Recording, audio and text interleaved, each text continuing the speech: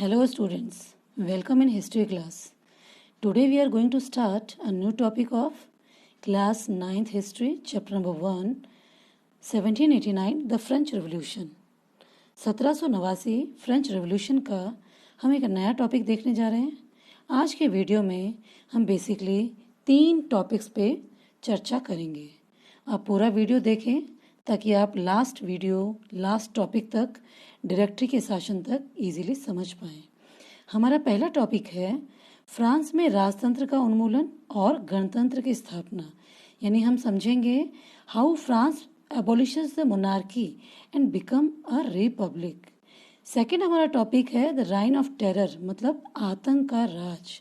Maximilien Robespierre के शासनकाल में किस तरह की नीतियाँ थी. और तीसरा हम देखने जा रहे हैं अ डायरेक्टरी रूल फ्रांस में डायरेक्टरी का शासन. तो इस प्रकार इस वीडियो में हम बेसिकली 3 मेन टॉपिक्स पे चर्चा करेंगे. आइए सबसे पहले हम देखते हैं कि फ्रांस में किस तरह से राजतंत्र यानी जो मोनार्की है वो एबॉलिश हुई और रिपब्लिक जो है वो स्टेब्लिश हुई. तो अब आप समझिए, अगर आपने प्रीवियस वीडियोस देखे इस चैप्टर के तो आपको इजीली समझ आएगा, आप इसको कनेक्ट कर पाएंगे. अगर आपने नहीं देखे हैं तो आप एक बार उन्हें देख लीजिए ताकि ये वीडियो भी आपको अच्छे से समझ आए. हमने इसे प्रीवियस वीडियो में देखा था 1791 में France become monarch, constitutional monarch. France संवैधानिक राजतंत्र बन जाता है. मीन्स राजा की शक्ति को कॉन्स्टिट्यूशन के अंडर कर दिया जाता है. यानी राजा संविधान के अंतर्गत रह के शासन चलाता है. राजा ने प्रेशर में आके ये बातें मान ली थी, लेकिन मन से उसने इन बातों को स्वीकार नहीं किया. तो 1791 के बाद क्या होता है, देखिए राजा है वो कॉन्स्टिट्यूशन जो है उस पर सिग्नेचर तो कर देता है, बट उसी के साथ साथ वो अपने जो नेबरिंग कंट्रीज हैं प्रशा और ऑस्ट्रिया उनसे सीक्रेट नेगोशिएशंस करता है, गुप्त वार्ता. किस बात के लिए? वो चाहता है कि वो अपनी गद्दी को फिर से प्राप्त करे, इसलिए पड़ोसी देशों से वो एग्रीमेंट करता है. और वो पड़ोसी देश जो है वो भी बहुत चिंतित है. क्यों? वो जो फ्रांस में डेवलपमेंट चल रहा है, लोग राइट्स के लिए डिमांड कर रहे हैं, तो नेबरिंग कंट्रीज चिंतित हो गए हैं कि कहीं उनकी पब्लिक उनके खिलाफ अगेंस्ट डिमांड ना करने लग जाए इन राइट्स की, कहीं उनको प्रॉब्लम ना शुरू हो जाए. इसके लिए उन्होंने ये सोचा कि क्यों ना फ्रांस में ये जो इस तरह की रिवोल्यूशनरी एक्टिविटीज़ हैं इनको कंट्रोल करें ताकि रेस्ट ऑफ द यूरोप में लोगों को ऐसा कोई मोटिवेशन ना मिले. तो इसके लिए उन्होंने प्लान बनाया कि वो अपनी ट्रुप्स को, अपनी सेना को फ्रांस में भेजेंगे. ठीक है. अब इसके बाद क्या हुआ, अप्रैल 1792 में जो नेशनल असेंबली उसको ये बात पता चल जाती है कि राजा ने चुपचाप एग्रीमेंट किया है.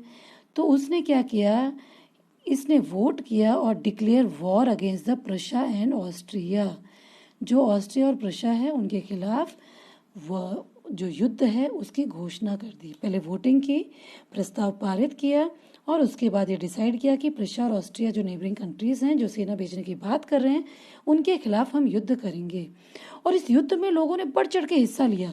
1000 ऑफ वॉलंटियर्स इसको ज्वाइन करते हैं, यानी हजारों स्वयंसेवी जो लोग हैं इसमें सैनिक के रूप में भर्ती होते हैं. और इस युद्ध को कैसा लेते हैं, किस रूप में लेते हैं? इस युद्ध को लेते हैं the war of common people against the king and aristocracy. यानी ये जनता की जंग है, किसके खिलाफ? राजा और कुलीन वर्ग के खिलाफ. तो जब ये मैसेज गया तो हजारों की संख्या में जो वॉलंटियर्स हैं, स्वयंसेवी हैं, उन्होंने बढ़ चढ़कर इसमें हिस्सा लिया. और नेशनल असेंबली ने क्या किया, प्रशा और ऑस्ट्रिया के खिलाफ युद्ध शुरू कर दिया. तो आगे देखिए, अब ये जो वॉलंटियर्स थे they move towards the Paris, वो पेरिस की तरफ कूच करते हैं. जाते हुए वो एक सॉन्ग गुनगुनाते हैं जिसका नाम है मार्सिले. ठीक है. जैसे भारत में आज़ादी के संघर्ष के दौरान हम वंदे मातरम, इनकलाब जिंदाबाद, इस तरह के कई नारे के साथ अपने आंदोलन को हम आगे बढ़ाते थे, उसी प्रकार से यहाँ भी इनके द्वारा मार्सिले जो सॉन्ग है वो गाया गया बड़े जोश से. ये मार्सिले जो सॉन्ग है राजेट दे लाइला के द्वारा लिखा हुआ है और ये इतना पॉपुलर हुआ, लोगों के बीच में कि इसे फ्रांस का नेशनल एंथम मान लिया गया। आज भी ये फ्रांस का राष्ट्रगान है। तो ये 1 मार्क्स का क्वेश्चन बनता है कि फ्रांस का जो राष्ट्रगान है वो क्या है, कौन सा गीत है। ओके, अब देखिए, जब भी युद्ध होते हैं, वार्स होते हैं, तो वो कभी भी किसी के लिए अच्छे नहीं होते। इन वॉर्स में बहुत ज़्यादा लॉस हुआ, इकोनॉमिक डिफ़िकल्टीज़ यानी आर्थिक कठिनाइयाँ आई, और इसके कारण जितने भी पुरुष थे वो फ्रंट पे चले गए थे सेना में। तो सारी जिम्मेदारी किसके कंधों पे आ गई? वीमेन, महिलाओं के कंधों पे सारी जिम्मेदारी आ गई। अब क्या हुआ, आपको ध्यान होगा 1791 में जो कॉन्स्टिट्यूशन बना था, उस कॉन्स्टिट्यूशन में केवल और केवल थर्ड एस्टेट के जो रिच पीपल हैं, मध्यम वर्ग के जो लोग हैं, जिनके पास पैसा भी है, जो संपत्तिशाली हैं, जो थोड़े शिक्षित भी हैं, उनके हाथ में ये पावर आई।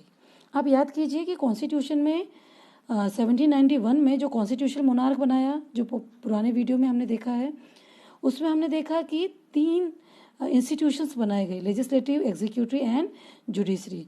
तो लेजिस्लेटिव जो है वो थी नेशनल असेंबली, और नेशनल असेंबली के 745 मेंबर्स कौन इलेक्ट करते हैं? इनडायरेक्टली एक्टिव सिटीजन, सक्रिय नागरिक जो अपने 3 दिन के वेतन के बराबर कर चुकाते हैं। मीन्स ये हुआ कि उस कॉन्स्टिट्यूशन में केवल थर्ड एस्टेट के अमीर लोगों को अधिकार मिले थे, यानी अभी भी थर्ड स्टेट के वो पुरुष जो गरीब थे, जिनको वोट का अधिकार नहीं था, प्लस महिलाएं, इनको अभी भी कोई अधिकार नहीं था।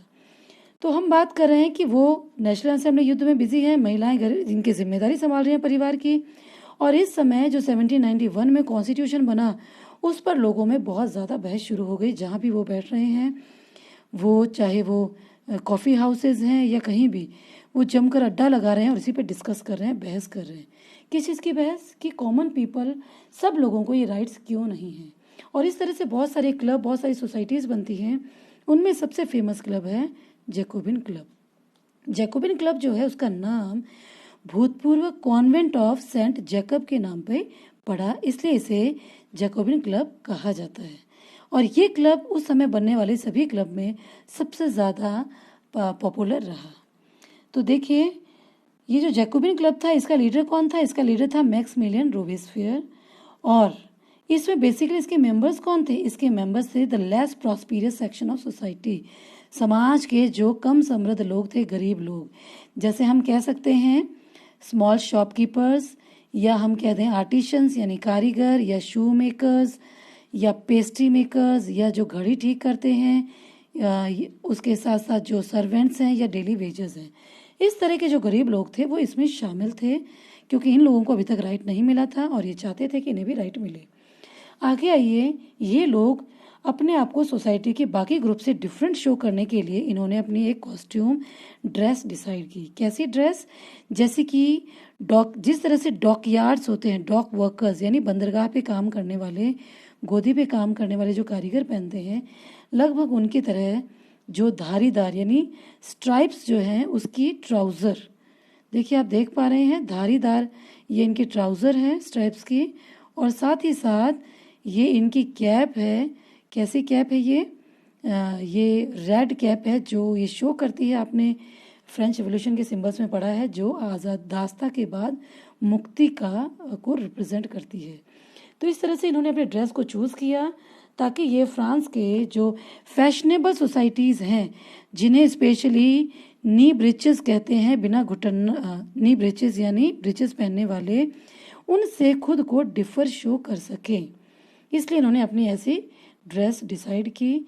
और इसी के कारण जो जैकोबिन क्लब के जो लोग हैं उन्हें सौ कुलात यानी बिना घुटनने वाले भी कहा जाता था। यहाँ ये 1 मार्क्स का क्वेश्चन बनता है कि जैकोबिन क्लब का एक अन्य नाम क्या था? सौ कुलात। ओके, तो अब देखिए, जैकोबिन जो पार्टी है, क्लब है, वो पॉपुलर होता जा रहा है और इस समय वार चल रहा है, देश में बहुत ही ज़्यादा हिंसक विद्रोह की घटनाएं चल रही हैं। देखते ही देखते जो फूड ग्रेन्स हैं उनकी कमी आ गई, प्राइजेस है इंक्रीज हो गई और लोगों में बहुत ज़्यादा असंतोष है। तो जैकोबिन पार्टी लीड करते हुए क्या करती है? ट्यूरेलियस का जो महल है उस पर वो अटैक करती है, और अटैक करने के साथ साथ राजा उसकी फैमिली को अरेस्ट करती है और इम्प्रिजन कर देती है। इसके साथ साथ वो इलेक्शन भी करवाती है, नए चुनाव। किस किस के? 21 ईयर्स एंड अबव के जो 21 वर्ष और उससे अधिक हैं, चाहे वो गरीब हैं कैसे भी, सभी पुरुषों को संपत्ति विहीन यानी जो गरीब हैं, लेस प्रॉस्पिरियस, उनको भी वोट का अधिकार दिया जाता है। तो इस प्रकार कॉन्स्टिट्यूशन बनाया जाता है, उसके अकॉर्डिंग 21 वर्ष से अधिक सभी को राइट टू वोट दिया जाता है। और इस वोटिंग के तहत एक नव निर्वाचित असेंबली, न्यू इलेक्टेड असेंबली बनती है, जिसको कहा गया कन्वेंशन। यानी ये 1 मार्क्स में क्वेश्चन आता है कि कन्वेंशन से आपका क्या अभिप्राय है। ठीक है, तो 1792 में जो वो हुए इलेक्शंस हुए, उनके अकॉर्डिंग जो न्यू असेंबली इलेक्ट की गई उसे कहा गया कन्वेंशन। अब नेशनल असेंबली ने क्या किया? नेशनल असेंबली ने राजा का अंत कर दिया।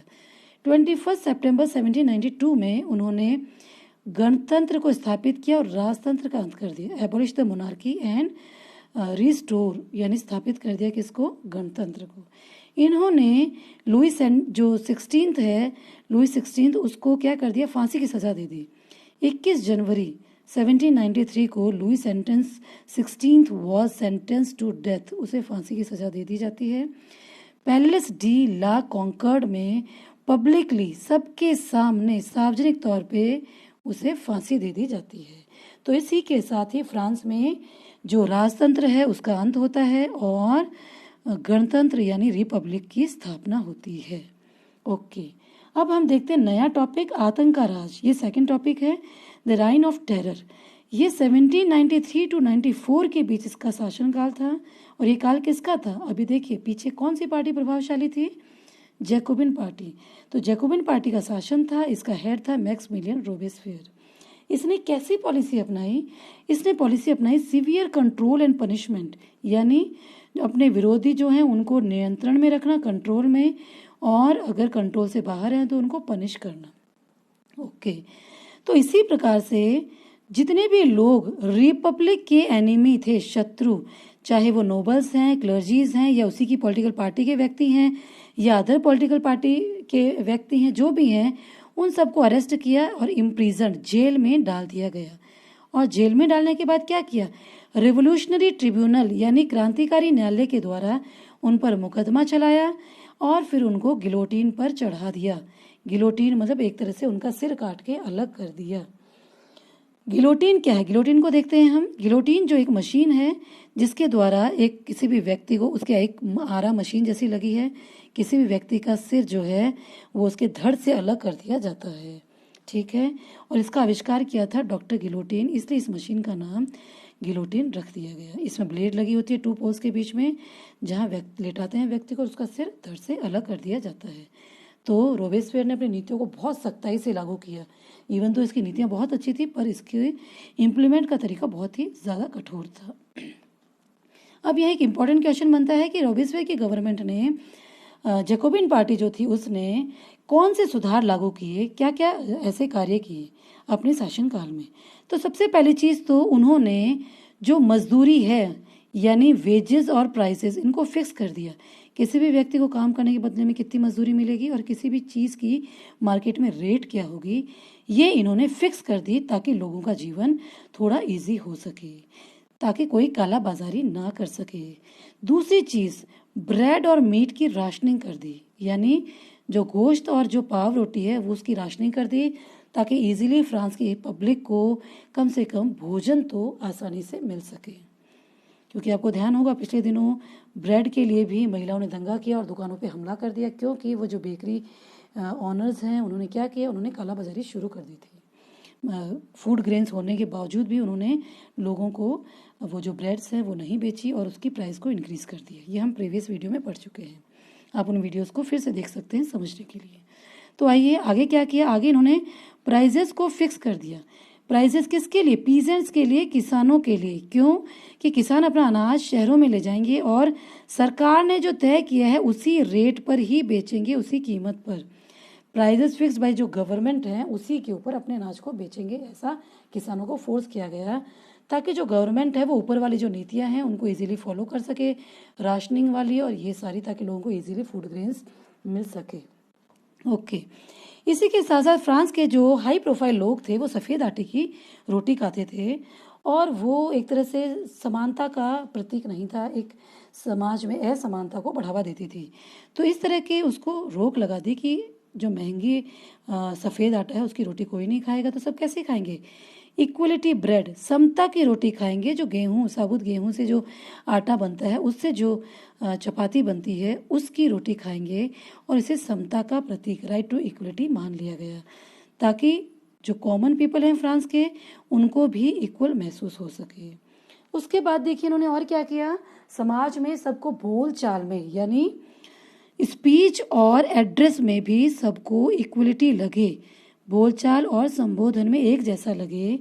उसके लिए इन्होंने क्या किया, उसके लिए इन्होंने जो पहले से चले आ रहे जो वर्ड्स थे, यानी पुरुष के लिए मॉन्सियर और महिला के लिए मदाम, ये जो शब्द थे इनको ख़त्म कर दिया और ये बताया कि अब इनके स्थान पर क्या यूज़ होगा। पुरुष के लिए सितोयेन और महिला के लिए सितोयीन, पुरुष के लिए सितोयेन और महिला के लिए सितोयीन। इनका मतलब है सिटीजन यानी नागरिक। इसका मतलब क्या हुआ, इसका मतलब ये हुआ कि अब फ्रांस के जो लोग हैं they shifted from subject to the citizen. अब वो प्रजा नहीं, अब उनको नागरिक का दर्जा मिल गया है। अब वो अपने आप को नागरिक समझते हैं, एक सम्मानजनक। नागरिक का मतलब होता है उस देश में रहने वाले सभी लोगों को एक जैसे रूल रेगुलेशंस, एक जैसे अधिकार मिले, एक जैसा उसका कानून हो, कोई डिस्क्रिमिनेशन ना हो। इसलिए एक जैसी व्यवस्था करने के लिए उनके लिए सितोयेन और सितोयीन जैसे वर्ड्स को यूज़ करना कंपलसरी कर दिया। और इसके साथ क्या किया, जो चर्च हैं उनको बंद कर दिया और उनकी बिल्डिंग्स जो हैं बिल्डिंग्स उनको यूज़ किया, आर्मी के लिए बैरक बना दिए और आर्मी के लिए ऑफिसेस बना दिए। और एक बहुत बड़ा अचीवमेंट था एबोलिश ऑफ स्लेवरी, यानी फ्रांस की जो भी कॉलोनीज थी, उपनिवेश, उन सब में दास प्रथा को एबोलिश कर दिया, ख़त्म कर दिया। तो ये बहुत अच्छी स्टेप थी। लेकिन उसके बाद जब नेपोलियन शासक बनता है तो इसे फिर से रिस्टोर कर देता है, दोबारा शुरू कर देता है और वो बहुत बाद में जाके इसको ख़त्म किया जाता है। तो अब देखिए रिजल्ट क्या हुआ। रोबेस्पियर की नीतियाँ तो बहुत अच्छी थी, लेकिन इसने अपनी नीतियों को इतना सख्ताई से, बिल्कुल रेटलेसली इसको लागू किया कि जो इसके फॉलोवर्स थे वो भी बहुत दुखी हो गए और फाइनली उन्होंने रोबेस्पियर पे मुकदमा चलाया और रोबेस्पियर को भी गिलोटिन पर चढ़ा दिया। यानी क्योंकि एक ही व्यक्ति के हाथ में सत्ता थी तो कहीं ना कहीं उसने निरंकुश नीति अपनाई, उसने मनमर्जी की और लोगों ने उसको पसंद नहीं की और फाइनली लोगों ने उसको भी गिलोटिन पे चढ़ा दिया। तो इसी के साथ ही क्या हुआ, आतंकी राज का अंत होता है। तो अब आइए नेक्स्ट हम थर्ड टॉपिक देखते हैं, डायरेक्टरी का शासन। डायरेक्टरी का शासन क्या है? जैकोबिन पार्टी के बाद जिसका शासन आया वो थी डायरेक्टरी का रूल। अब देखिए जैकोबिन के समय तो समाज के थर्ड एस्टेट के जो गरीब लोग थे उनके पास भी राइट टू वोट था, ठीक है। लेकिन अब क्या हुआ, अगेन डायरेक्टरी का शासन आते ही दोबारा क्या हुआ, समाज के जो संपन्न यानी प्रॉस्पिरस लोग हैं, पैसे वाले, वेल्थियर, उनके हाथ में पावर आ गई, पहली चीज़। फिर क्या हुआ, इन्होंने फिर से नया कॉन्स्टिट्यूशन बनाया और केवल जो पैसे वाले लोग हैं उन्हीं को राइट दिया, यानी जो गरीब लोग हैं उनको मताधिकार से वंचित कर दिया, उनको राइट टू वोट नहीं दिया गया, ठीक है। जो non property section of society है उनको राइट टू वोट नहीं दिया गया, सिर्फ और सिर्फ जो अमीर लोग हैं उन्हीं को। अब इसके अकॉर्डिंग शासन कैसे चलाया गया, इसके अकॉर्डिंग लेजिस्लेचर बनाई गई और एग्जीक्यूटिव बनाई गई। तो विधायिका यानी लेजिस्लेचर, 2 विधायिका चुनी गई, ठीक है, और 1 कार्यपालिका। और उस कार्यपालिका में क्या था, कार्यपालिका में 5 सदस्य थे, 5 सदस्य यानी 5 मेंबर्स की कार्यपालिका थी। ऐसा क्यों किया ये आपको समझना बहुत ज़रूरी है, क्योंकि जैकोबिन जो शासनकाल था उसमें एक ही व्यक्ति यानी मैक्सिमिलियन के हाथों में ही सारी पावर थी, इसलिए उसकी नीतियाँ अच्छे होने के बावजूद भी लोगों ने उसको पसंद नहीं किया। कहीं ना कहीं उसने मन मर्जी की, लोग उसको कंट्रोल नहीं कर पाए, वो भ्रष्ट हो गया। तो उस भ्रष्टाचार को कम करने के लिए, उसकी पावर को कंट्रोल करने के लिए इसमें 5 सदस्यों की डायरेक्टरी स्थापित की और इस तरह से ये डायरेक्टरी का शासन था। लेकिन क्या हुआ, आए दिन डायरेक्टरी और लेजिस्लेचर यानी विधान परिषदों में आए दिन क्लैशेस, झगड़े होते रहते थे और जो विधान परिषद है वो कोशिश करती कि वो डायरेक्टरी को डिसमिस कर दे, बर्खास्त कर दे।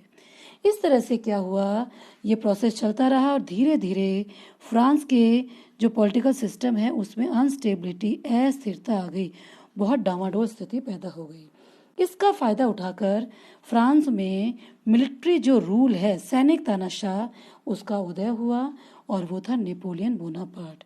नेपोलियन बोनापार्ट 1804 में फ्रांस का राजा बनता है, means against the restoration of monarchy, यानी गणतंत्र की हत्या और फिर से राजतंत्र की स्थापना। किसके साथ?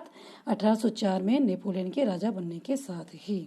नेपोलियन के बारे में मैंने पूरा डीप वीडियो 10th क्लास के वीडियो में डाला है, आप वहाँ से उसको देखकर अच्छे से समझ सकते हैं ताकि आपको इस चैप्टर का नेक्स्ट टॉपिक अच्छे से समझ आए। अब देखिए, पूरी हमने इस चैप्टर को जब हमने शुरू किया था तो मैंने आपको एक टाइमलाइन बताई थी, आप उसको दोबारा देखिए गौर से, अब आप बहुत अच्छे से समझेंगे। उसमें हमने देखा था 1789 से फ्रेंच रिवॉल्यूशन शुरू हुआ और 1804 तक क्रांति की ही घटनाएं चलती रही हैं डिफरेंट फॉर्म्स में। कभी 1789 में नेशनल असेंबली, उसके बाद 1791 में कॉन्स्टिट्यूशनल मोनार्क, फिर 93 में गणतंत्र की स्थापना और राजतंत्र का अंत, उसके बाद 93-94 जैकोबिन पार्टी, उसके बाद फिर डायरेक्टरी और उसके बाद नेपोलियन का शासन।